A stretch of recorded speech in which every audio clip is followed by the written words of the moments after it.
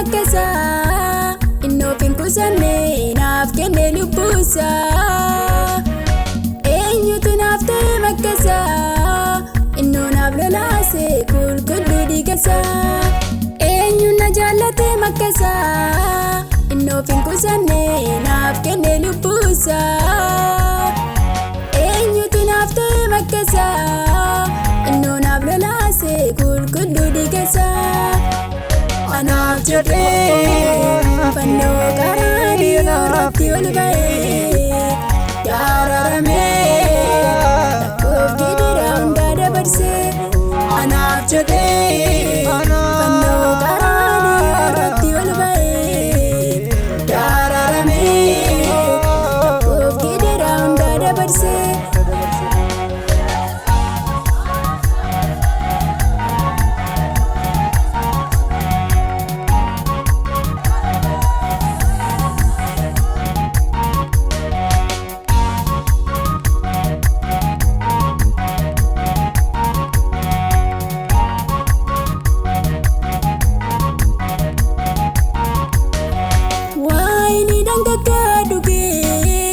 Cubbuu tokkoon qabu cubbuu kootiif jedhee ulfina guddaa osoo qabu gad of deebiseetu arrabsoo danda'e gad of deebiseetu arrabsoo danda'e gad of deebiseetu arrabsoo danda'e gad of deebiseetu arrabsoo danda'e gad of deebiseetu arrabsoo danda'e anaaf jedhee fannoo qaraanii irratti ol ba'ee yaararamee rakkoof gidiraa hundaa dabarsee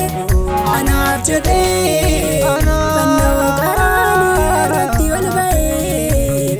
yaararamee rakkoof gidiraa hundaa dabarsee.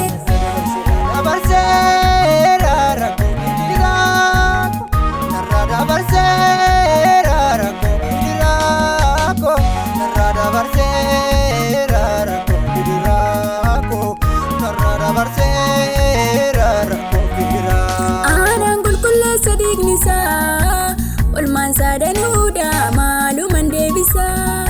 duwwaa baraaf baraan oolfatee cubbuu qofannoo irratti xumuree ofiisa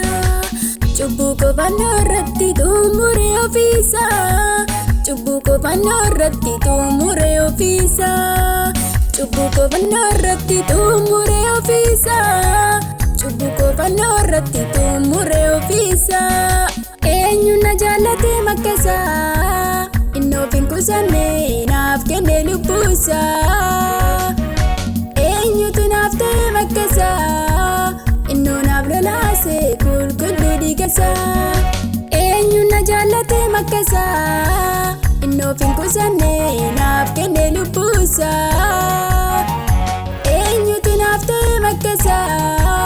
innoo naaf lolaase qulqulluu dhiigasa anaaf jedhee fannoo qaraanii irratti ol ba'ee yaararamee rakkoof gidiraa hundaa dabarsee anaaf jedhee fannoo qaraanii irratti ol ba'ee yaararamee rakkoof gidiraa hundaa dabarsee.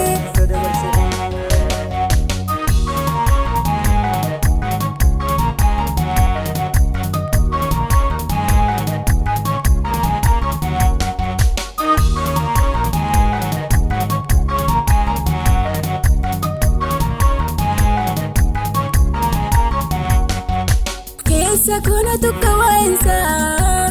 anuun callisu galatan dhiyeessa riiqicha gurguddaa sinan darbee narraa qabda Yesuus oolmaa isaa kaleessa narraa qabda Yesuus oolmaa isaa kaleessa narraa qabda Yesuus oolmaa isaa kaleessa narraa qabda Yesuus oolmaa isaa kaleessa narraa qabda Yesuus oolmaa isaa kaleessa.